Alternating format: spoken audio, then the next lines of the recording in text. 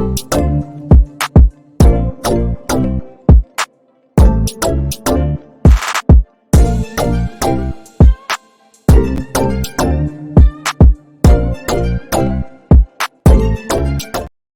going on, people? Welcome back to the channel. Welcome back to Saeed TV. International break doesn't mean the content doesn't stop. And I thought I'd bring over a fellow mud brother. This is a mud brother link up. Man like Ulyss talk football. Ulyss, big up to you. You're one of the GOATs on YouTube, man. I always say that, man. You've been here for the longest, and you know what? Doing big things. Big up, my bro. How are you doing, first and foremost? I'm good, man. No, I appreciate the words. Thank you, man. And yeah, mud brother. Hey, we're both leaving the trenches, it seems, man. I thought you lot would stay in there. Yeah, I don't know. I think we're nearly out of it, but we need a few more results to convince we're fully out of the mud. Because we got the rope. Now it's just about going all the way. Rope. Yeah, that's it. We got the rope and we're hanging on. But listen, man, we are 10th and 11th, retrospectively, in the Premier League. Ulyss, did you ever think this season, the start, you kind of the hype was built up and whatnot, and second season of Ten Hag, Pochettino, with all the money you spent, that we'd be in this situation? Like, generally, I know it's only 8 games in, but it's still hard to take, isn't it?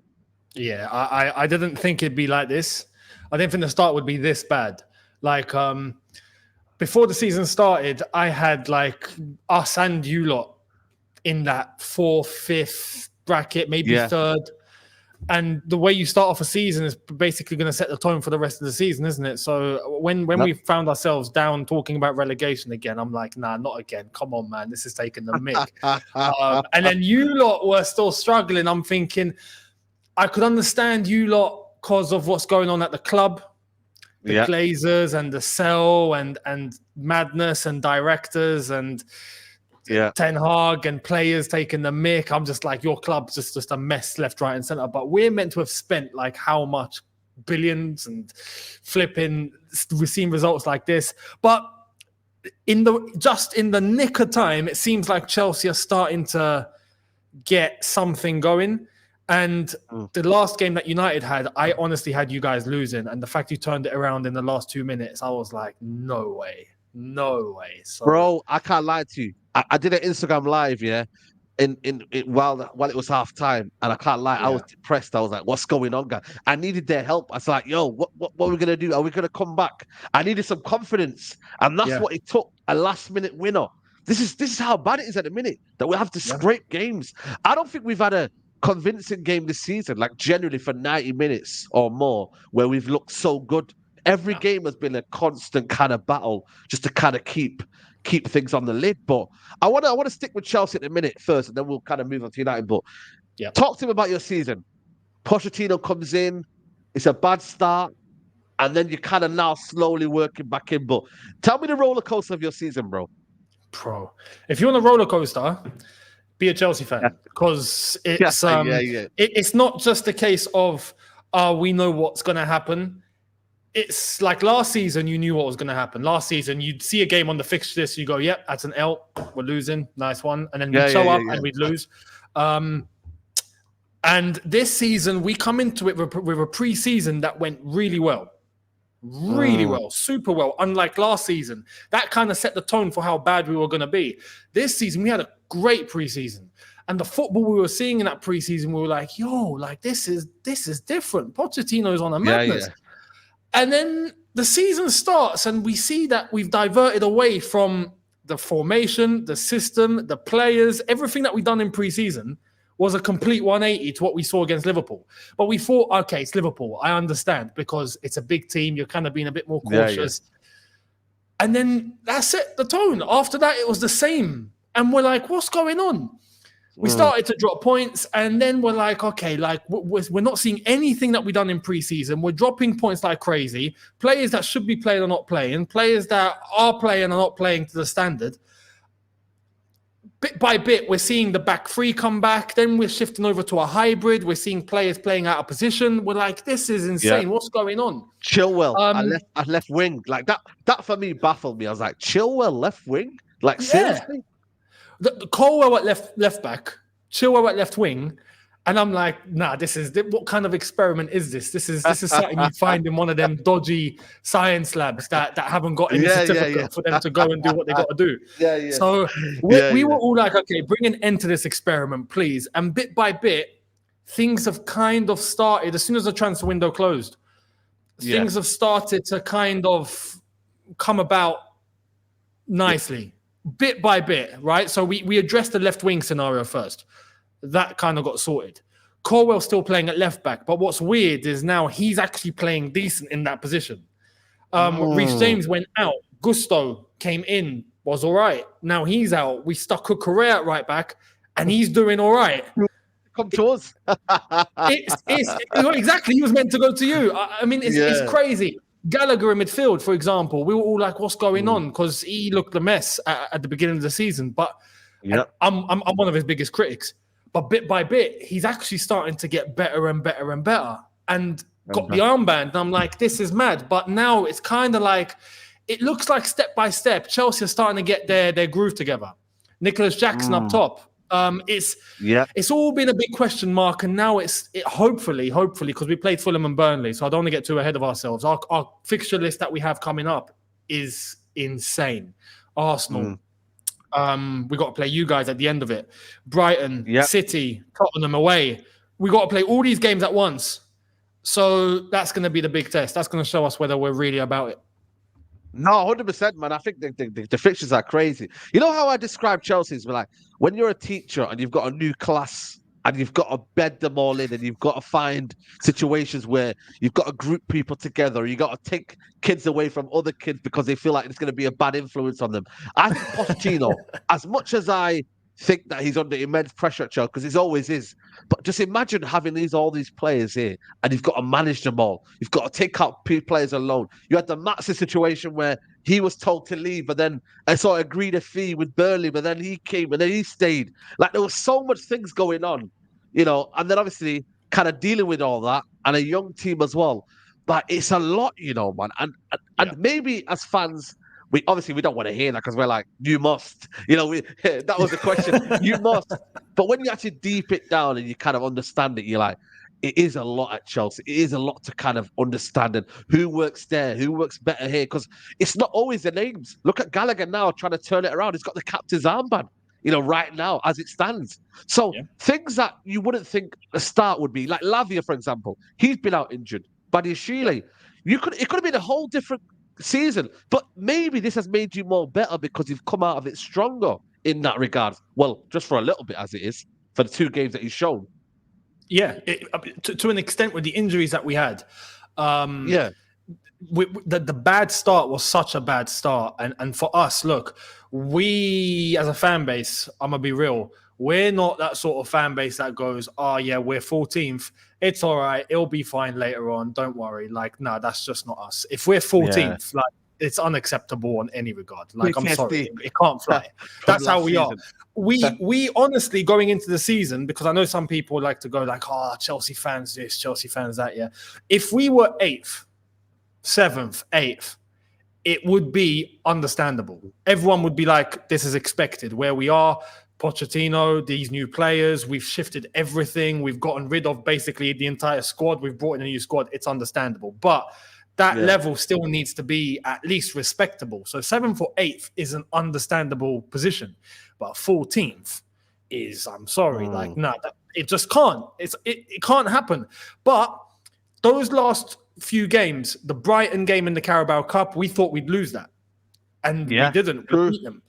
Then, obviously, the Fulham game, we played really well in that game. Fantastic. The Burnley game, for once, we turned it around. We started off dreadful, and then we turned it around and finished scoring 4. We've not had to say that since Thomas Tuchel was in charge. Yeah, so true. Those things now, what we've asked going into the international break, because we know we got Arsenal when we come back, is we have to win those games. And we did. So now it's kind of calmed everyone down, myself included, and it's kind of brought a reassurance that, okay, maybe we're turning a corner. Maybe things are coming all right now, especially with the players that have to come back. Players are coming back and players that still need to come back. Hopefully, when we have a fully fit squad, we're in a position where we can be like, okay, we're looking good now. So fingers crossed. You know what? you say that. I think for me, it's one of them where, as a Chelsea fan, because of the season you had, it was an anomaly. Let's not kid ourselves. That It was season mad. was crazy. But That's I feel part of the like this reason season, why as well, because yeah, last season was so bad. Like, yeah. yeah, you got to like manage expectations. I look at it, I think Chelsea, they've got what, the FA Cup, the Carabao Cup, obviously not in Europe. It is one game a week. Is there a sense of you that you may have to manage your expectations higher as the season progresses? So right now, you may be like, cautiously, guys, relax, one game at a time. But then sooner or later, when teams are struggling with injuries, you're just going to be there past everyone. Like, well, we're sixth, we're fifth, we're fourth. And then you kind of slowly like get a bit excited. I would say, get a bit giddy. You know what I mean? You get a bit giddy in that kind of regard. Or have you got to say, you know what? Nah, I'm still going to say we're going to finish around here this season. And if we can get there, I'm happy with that in that regards. You see, this is part of the reason why I said what I said a minute ago, that being full team for whatnot is unacceptable, no matter what, transition, no transition, because we're playing one game a week. Like last season, we had Champions League and we still somehow made it to the quarterfinal until Real Madrid just knocked us out silly. But at least that was an excuse to an extent. We were taking part in all competitions. Now we ain't got that. And we knew we were coming into a season where we've got one game a week.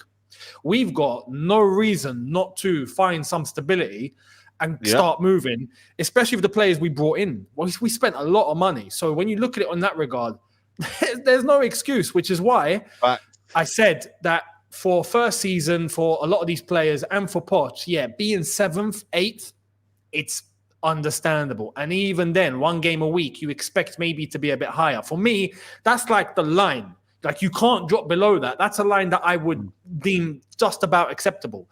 But realistically, we want to get a European spot.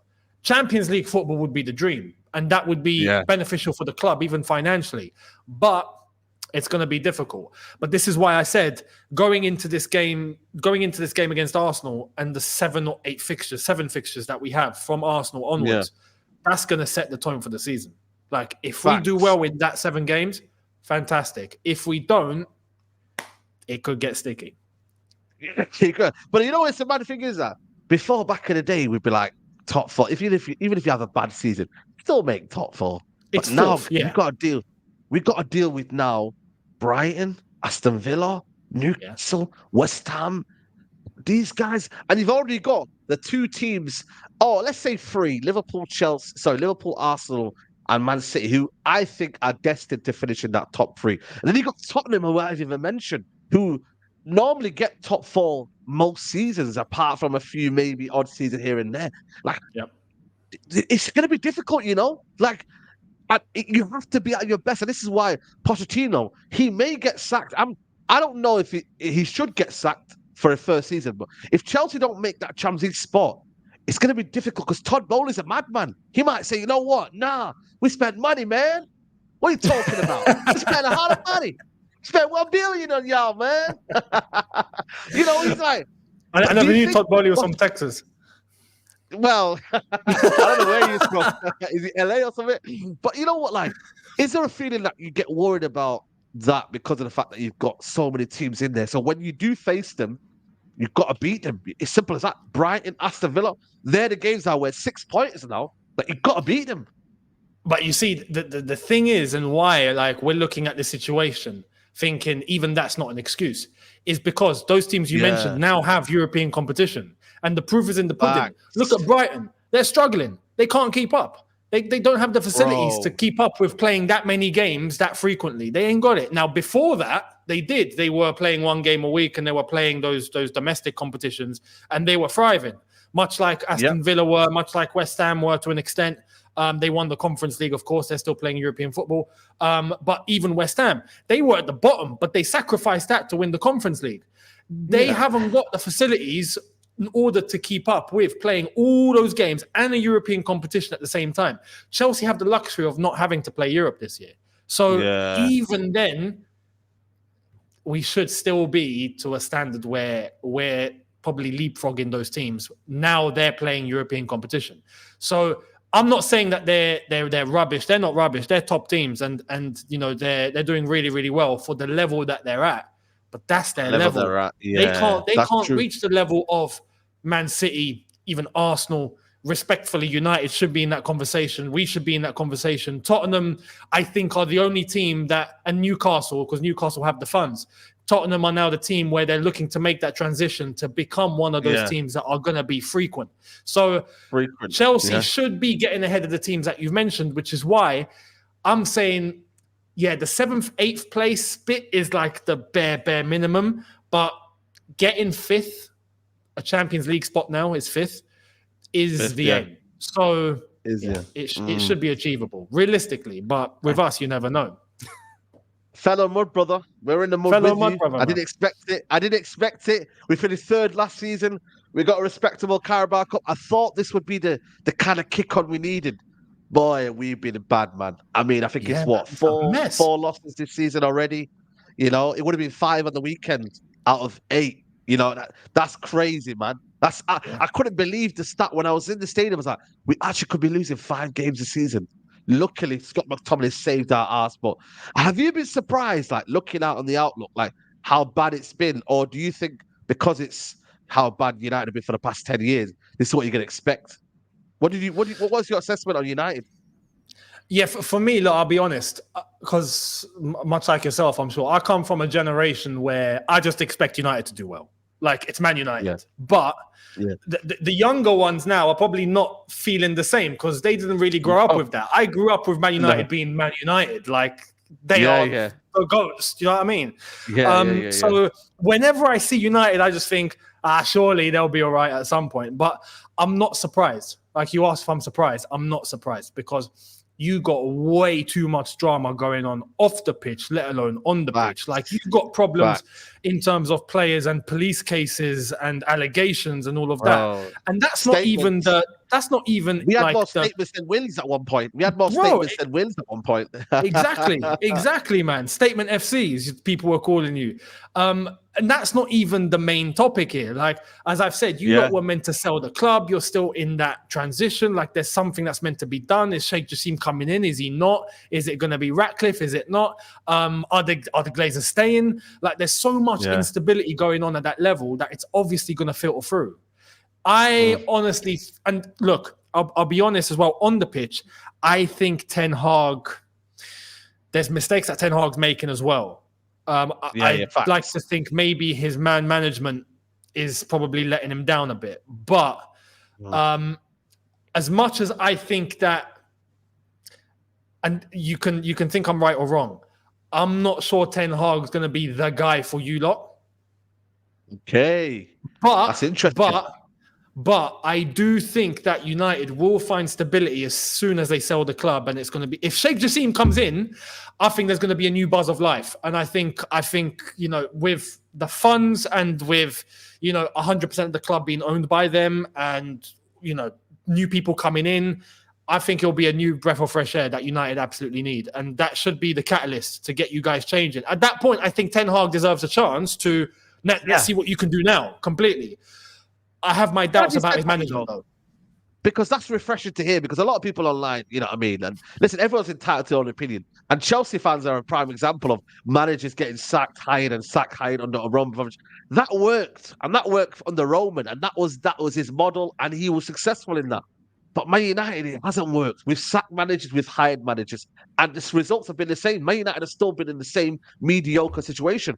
And ultimately, it's going to need a fresh, new change, a new positive environment for a manager to succeed where the structure is right. You've got to build the foundations for me. And Ten Hag can only do what he's got to do. Does he deserve criticism? Yes, he does. Does he deserve a situation where he's under pressure? Yes, he does. But ultimately, this football club has always been a poison chalice. That's why I said sacking the manager right now wouldn't be a thing for me where I'm like, get him gone now. It's 8 games in the season. Let's see where we're getting to November, December time. And if it's so bad then obviously your position becomes untenable, because at the end of the day, you're not maybe in the Champions League, you're not this and that. But I feel like for me, tactically, it's not been anywhere near the way he's been last season. His substitutions have been awful. And ultimately, he's brought his own guys in. As much as I would like to say maybe he would want a few more, he's got the Mason Mounts in. He's got the Antonys in. He's got players. Onana. Onana's not looking great right now. People are calling him like Kepa. Remember, you had Kepa where you had Butterfingers. Like, it does remind you of that. So Big time. it's difficult, man. It's really, really difficult. And I think for me, ultimately, United, it's another struggle to get top 4. But do you see Man United getting the top 5 or whatever you would? Do you, like, be honest, like, do you think we can get there, or do you think it's like me and you This battling it season? out for 5th? Yeah, this season. As I said, I think it depends on the sell. Because the sale's meant to be happening any time now, isn't it? So if that comes through, then at least for January, you're in place to start changing things properly. But right now, when you look, there's City, there's Arsenal, there's Liverpool. I think those 3 seem to be established in that top 5, let's say. Yeah. Tottenham are thriving at the moment. So right now, if they keep this up, they're going to be there too. So there's only 1 spot left. And you'd think that it's going to be a complete free-for-all between, I don't know, 6 or 7 teams to get that 1 spot. So it's hard to say. It's really, really hard to say. I don't want to play Europa League, man. I'd rather be out of the... And you know what's pissed me off? It's this Conference League as well, because I genuinely think Man United could be in there. So it's like, bro, imagine we're playing Conference League. It scares me, man. You know what? Is it the same logic applies to you lot as it does for us, yeah? I don't want to play Conference League, but if I had to choose between Conference League and Europa League, I'd choose Conference League because that's the one thing we've never won, right? And the same for you guys. Oh, yeah. So send the kids, give them some European experience and let them see what they can do. But I don't want to play that competition, I'll be honest. The thing is, though, I'd rather win the Europa League and stay there. Win the Europa League and then we're in the Champions League. The reward for being in the Conference League is you go in the Europa League. So, I don't want that. I don't want it. So I just want to be out 1 game a week. I'd rather have that. You know what I mean? Which is where we are now, and that's why it should be a blessing. It should be a blessing. But you know what? Listen, talk to me about Mason Mount. Listen, I know they're going to be out there. You know, Lewis is out there. Everyone's out there giving their 2 pence. I'm not going to lie to you. I never wanted Mason Mount. I'll be clear as daylight. I never wanted him. But he hasn't been as bad as I thought he would be. I don't think he's done anything wrong. And I think he's played well in a few games. But is this where he kind of is? Because I don't think he has impact in the game. I don't think he's got a GA this season. I don't know what his GA is. It might be 1. He's not giving any output. He's been playing in the 10 role. Last game against Brentford didn't really do much. He runs around and he kind of gives us a bit of energy and he presses a lot. But what have you assessed him in terms of that one, like Mason Mount? You just summed it up. That's Mount. Like what you've just described is what you've bought. That's it. You've seen exactly what it says on the tin. So this is the thing. Like with me, I wasn't against seeing Mount leave as long as you lot were going to pay the money. If it was going to be a good sum, which to be fair, at the end of the day, it was. I was like, yo, take it, because for us, there was meant to be an extra quality of he's a Cobham boy, he's come through the academy, he's it's funny now, he's meant to be proper Chelsea, even though now we got away section singing against him and the fact he's a Portsmouth fan. So Portsmouth fan, because when you got to United, there was the whole clip of him and his dad and whatnot in the dressing room, and we're like, okay, so this is what you were truly about. But anyway, in terms of his footballing ability, what you're seeing from him now is what he offers. That's it. Don't expect anything more. Fair. This is why we weren't so hell-bent on keeping him. If it just wasn't meant to be, it wasn't meant to be. There will be games, and I say it's about Havertz at Arsenal too. There will be games where he'll score, where he'll get an assist. Right? It will happen. He's not pants, but he's not superstar material. He's not someone that's going to light up the show. He might have 1 game where he'll end up with a man of the match. Yeah, fair play. But that's it. That's what you've bought. That he offers energy. The good thing I'll say about him, he is very disciplined, right? He does put his head down and he does work, and I've seen it firsthand. I remember going to a Chelsea training session where Graham Potter was there, and the only one that looked like he was somewhat bothered, right, seemed to be Mason Mount. He's the only one head down. He's working. He's sprinting. He's putting his all in. He does that, right? That is Mount. And I think that's why the managers admire him, because they think that they have something to work with. But in terms of his actual ability and how far he can take it, what you're seeing now is what he can offer. So don't expect, superstars and something mad from him. That's what you bought. Maybe we might see it on what is it, November, when we play you lot. You know what I mean? Maybe No. he scores that and then he kisses the badge right in front of the away end. No. At We're Old gonna get Trafford. Reece James giving him a clamp straight into the knee. It's gonna be spicy, man. I think for me, he's gonna have to because he's gonna hear them chant. He's gonna hear them, so he's gonna be what, you know, I need to score today. But if he does flop, then the Chelsea fans gonna be singing, "What a waste of money! What a waste of money!" So yeah, man, he needs to deliver. He needs to deliver. Last question: does Pochettino outlast Ten Hag? Oh, good question. It's a good question. Because you know what it's like, you know, in there you've already sacked, you know, Tuchel, you've sacked Potter. I'll be honest. Should Pochettino last longer than Ten Hag? Yes. And I say this because when I talk about Ten Hag, I look at Ten Hag and I don't think he's a top manager. I think he's a top educator. I think if you have like an Ajax, where you've got a brilliant academy structure and you're bringing players through that are young and they need to be, you know, molded, I think Ten Hag's the perfect guy. He's someone that educates. But to manage at the top level, we'll see. I've got my doubts, I'll be honest. But that's why I think Poch should outlast him. However, we're talking about Chelsea. And like I said, these 7 games that we've got coming up after the international break is going to make or break everything, especially when it comes to where we are in the table. Because if we play against Arsenal, for example, we win, cool, sets a precedent, and then we pick up some good points against all these teams, Poch will survive. If we lose, and then we lose a couple more, and then it starts going downwards, and we're 14th again, and we're hitting Christmas, pressure's on. And as much as I believe, I don't want Poch to get sacked. Because, like, especially right now, okay, who are we going to turn to? When you're building. We're going to try and pluck Mancini out of a job? Like, what? Doesn't make sense. You know what the managers are getting? They're not getting the best now. They're not. No, you could get maybe the sporting manager up and coming, Deserby, but you don't want to go down the Brighton route again because that is just a circus anyway. Because you went with Potter. The managers aren't. You know, they're not giving now. They're now. You know, they've had bad experiences. Nagelsmann's had a couple of bad experiences now. They're not. You know, they're not on their high levels. You know, so let's see. Let's see, man. But Eunice, it's been a pleasure. Big up to you for coming on, man. Let them know where they can find you. Any content you got coming up, man. Big up to you, bro. Thank you, man. Appreciate it. Good luck. Well, good. I say good luck for the season. I don't mean it. But you know what I mean, mud brother. I hope we both come out of the mud. That's it. I want to see the good days where we're fighting at the top again. Mud brothers till the end. Mud brothers. But people, make sure you can check him out, man. Eunice you can catch me. Eunice Talks Football right there. There you go, people. Make sure you follow him, people. And subscribe to the channel if you're new. This has been the Mud Brother catch-up, man. Maybe next international break, we may have another one. Who knows? Hopefully not. Hopefully we're up the table. But guys, take care. Bye-bye. We're out.